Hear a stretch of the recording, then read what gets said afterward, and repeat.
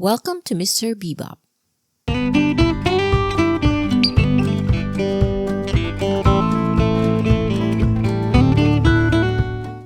Hercule Poirot is a fictional private detective created by British writer Agatha Christie more than 100 years ago.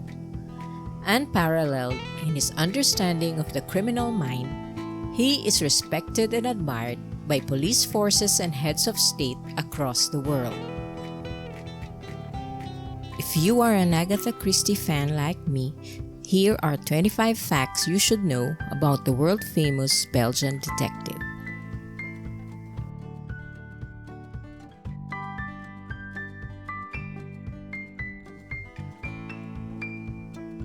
Christie derived Poirot's name from two other fictional detectives of the time, Hercule Poirot of Mary Belloclauns and Monsieur Poirot of Frank Howell Evans. I wanted to find out more about these two, but my searches always bring me back to Agatha Christie's famous detective, who has obviously surpassed his peers in popularity. Poirot's nationality is Belgian. A brief passage in the Big Four provides information about Poirot's birth, or at least childhood, in or near the town of Spa in Belgium. Christie wrote that Poirot is Catholic by birth, but not much is described about his later religious convictions, except some references to his going to church. There is little information regarding Poirot's childhood, but in Three-Act Tragedy, Christie mentions that he comes from a large family with little wealth and has at least one younger sister. The short story The Chocolate Box, published in a magazine, featured the sleuth mentioning his little sister Yvonne. Apart from French and English, Poirot is also fluent in German. As mentioned in the novels Curtain and The Clocks, he is fond of classical music, particularly Mozart and Bach.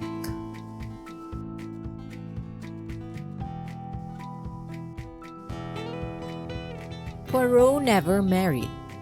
He fell in love only once in his life, and that was with the Russian Countess Vera Rosakov, a glamorous jewel thief whom he first met in The Double Clue.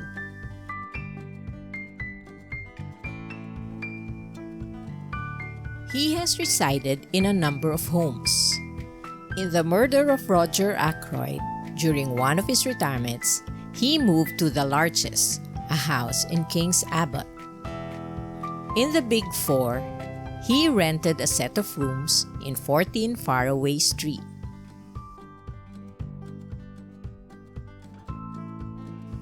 In the third-floor flat, he lived on the fifth floor of the Friar Mansions. His home and work address in the ABC murders was at Flat 203 at 56B Whitehaven Mansions.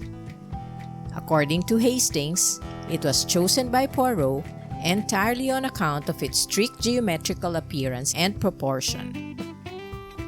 In the Hollow, he stayed at Rest Haven, a weekend cottage he bought in the countryside.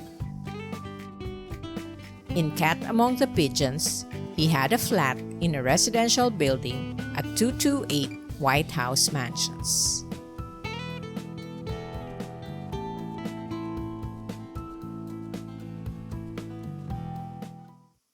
Captain Arthur Hastings first described Poirot in The Mysterious Affair at Styles. He was hardly more than 5 feet 4 inches, but carried himself with great dignity. His head was exactly the shape of an egg, and he always perched it a little on one side. The neatness of his attire was almost incredible. I believe a speck of dust would have caused him more pain than a bullet wound. In The Murder on the Orient Express, Agatha Christie describes him as a small man with a pink-tipped nose and an upward curled mustache. He takes great pride in his appearance, sometimes to the point of being vain. From his brilliant tinted hair, immaculately groomed and waxed mustache, to his patent leather shoes, damage to which is frequently a source of misery for him. He had dark hair, but later in life, he uses a special preparation called Revivit to conceal his gray hair. He has green eyes that shine like a cat's when he is excited.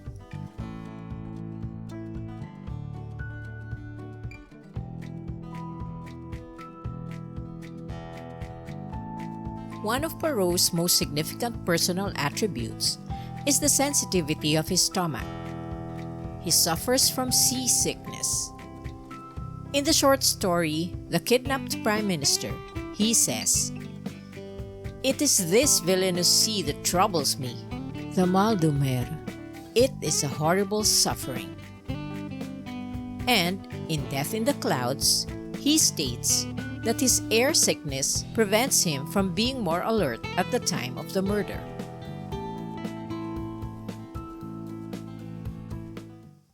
Poirot is very particular about what he drinks. He regularly consumes hot chocolate and tisanes, and he once called decaffeinated coffee an abomination. He only has toast for breakfast, cut into little squares, and 2 eggs that should be identical in size. Poirot tends to refer to himself in the third person as a way of highlighting his self-grandeur. This is referred to as self-talk or Iliism. Other notable fictional Iliists are Gollum in The Lord of the Rings and Dobby in the Harry Potter series.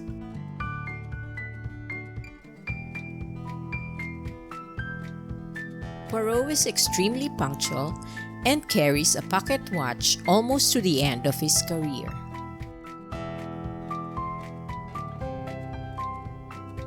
He is very particular about his personal finances, preferring to keep a bank balance of exactly £444, 4 shillings and 4 pence. Poirot shows a love of steam trains as shown in The Plymouth Express, The Mystery of the Blue Train, Murder on the Orient Express, and the ABC Murders.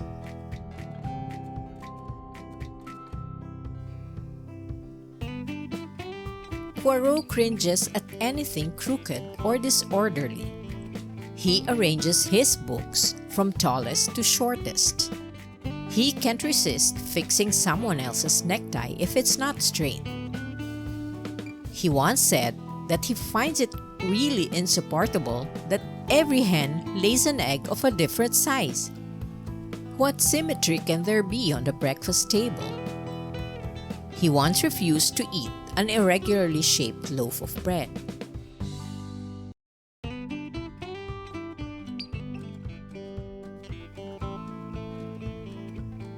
Poirot was a police officer in the Brussels police force. During his police career, he shot a man who was firing from a roof into the public below. In Lord Edgware Dies, Poirot reveals that he learned to read writing upside down during his police career. In The Double Clue, Poirot mentions that he was chief of police of Brussels until the Great War, World War I, forced him to retire and leave for England as a refugee. In England, Poirot became a private detective and began taking in civilian cases. He later came to the attention of the British Secret Service and undertook cases for the British government as well. Between the World Wars, Poirot traveled all over Europe, Africa, Asia, and half of South America investigating crimes and solving murders.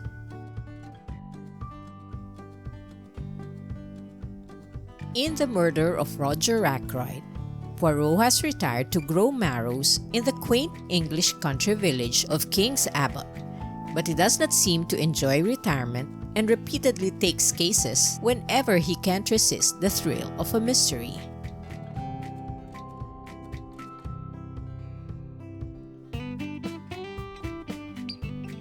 Early in his career, Poirot was your traditional clue-based and logical detective, reflected in his vocabulary by his use of the phrases "little gray cells" and "order and method."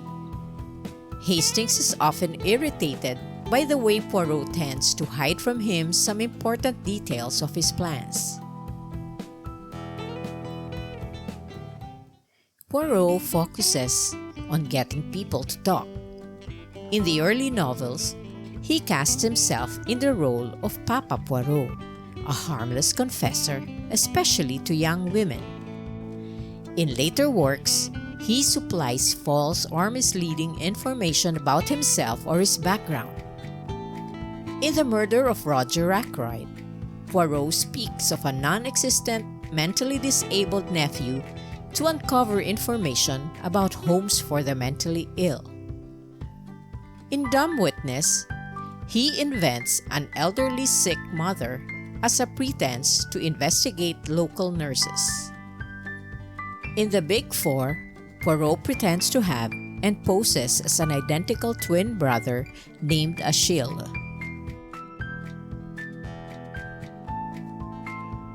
Poirot also makes himself appear more foreign or vain in an effort to make people underestimate him. He admits as much to Hastings. "It is true that I can speak the idiomatic English, but my friend, to speak the broken English is an enormous asset. It leads people to despise you. They say, 'A foreigner, he can't even speak English properly.' Also, I boast. An Englishman, he says often, 'A fellow who thinks as much of himself as that cannot be worth much.' And so you see, I put people off their guard."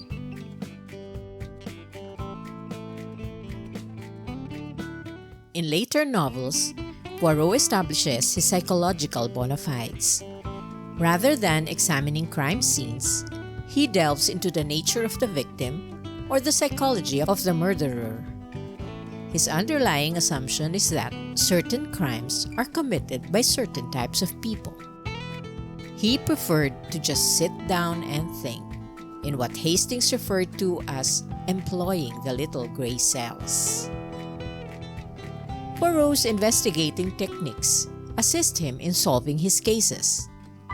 At the end of a case, he usually reveals his description of the sequence of events and his deductions to a room of suspects, often leading to the culprit's apprehension.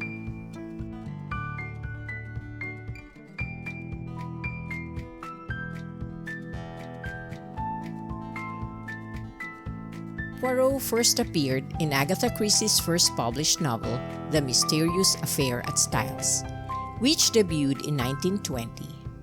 And he exited in Curtain, which was published in 1975. He stars in a total of 33 novels, 59 short stories, and 1 original full-length play by Agatha Christie, and 4 continuation novels by Sophie Hannah. Poirot's obituary appeared on the front page of the New York Times in 1975, in advance of the publication of Curtain, Poirot's Last Case. This is the first and only time a fictional character received this treatment.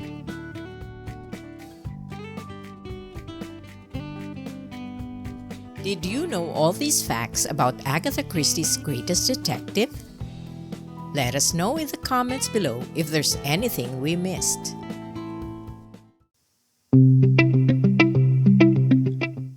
Thank you for watching.